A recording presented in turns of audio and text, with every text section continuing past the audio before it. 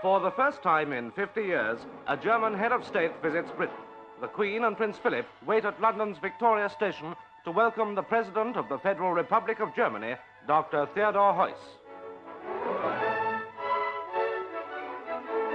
Other members of the royal family and the Queen's ministers add their greetings on this historic occasion. Today, the sovereign's honored guest is a gentle, quiet man of 74, a personality in vivid contrast to Kaiser Wilhelm II, who came in 1907 to cement friendship between Germany and Britain, and 7 years later launched a world war. He came at the beginning of a new era, still the plumes and pageantry of the old order, but the pomp and circumstance was giving way to the 20th century. The aeroplane was 4 years old and the motor car a little older. For the first time, the king had a car. So had Kaiser Wilhelm.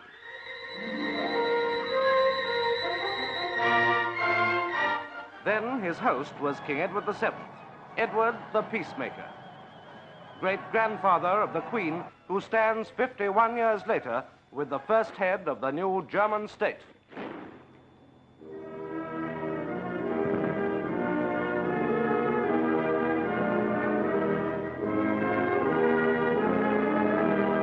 After the German anthem, President Heuss, accompanied by Prince Philip, inspected a guard of honor of the 2nd Battalion, the Scots Guards.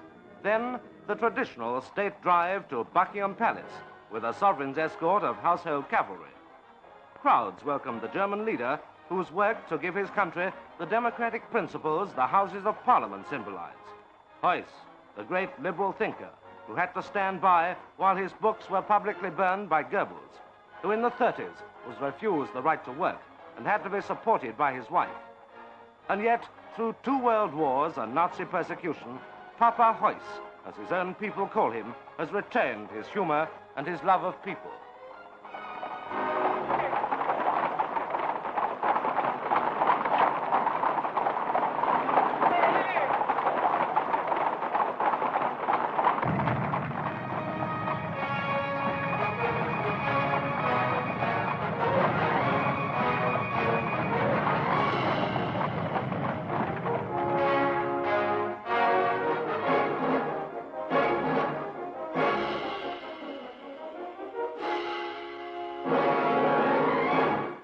The first thing he did was to go to Westminster Abbey to pay tribute to Britain's dead of 2 world wars.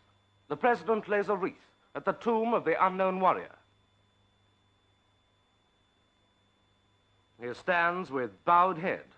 Who can tell his thoughts at this historic moment? He must have thought of the mud and misery of the trenches and of the 9 million who perished in World War I. He must have thought of the lessons which were not learned, of Hitler, Mein Kampf, and the shattered dream of a democratic Germany. Hindenburg, president of the Weimar Republic, too weak to rule a nation smarting under humiliation and unable to stem the surge to power of the Nazi horror, ready to plunge Europe once more into darkness. Of 1939, the Second World War and the 50 millions who died in savage slaughter. He must have thought, too, of the future he's helping to build for the new Germany. But Theodore Heuss will never forget the dead and the cities and towns wiped out by war.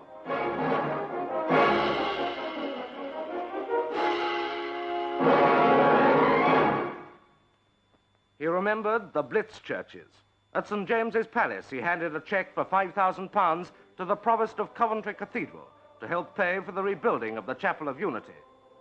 On his visit to the city, President Heuss drove down the Strand, past St. Clement Danes. He knew that only 48 hours earlier, the Queen and Prince Philip had been there for its reconsecration as the Church of the Royal Air Force.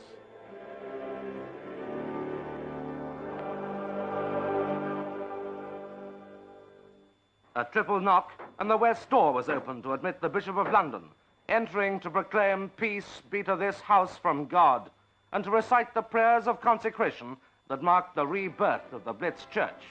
St. Clement Danes, destroyed by the thunderbolts of air warfare, 1941, restored by the RAF, 1958.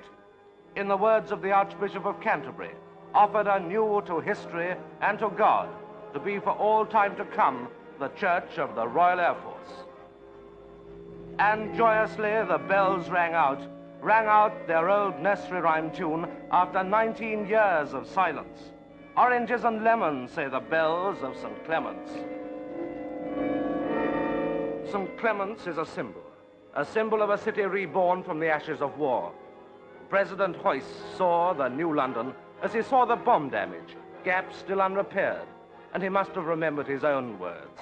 The Germans must never forget what was done by men and women of their own nationality in those shameful years, as he drove through the city past St. Paul's to the Lord Mayor's reception at Guildhall. Inside, the Lord Mayor presented the city's address of welcome, a welcome that will help Britain and Germany, in the Queen's words, to forge anew the bonds of amity and peace.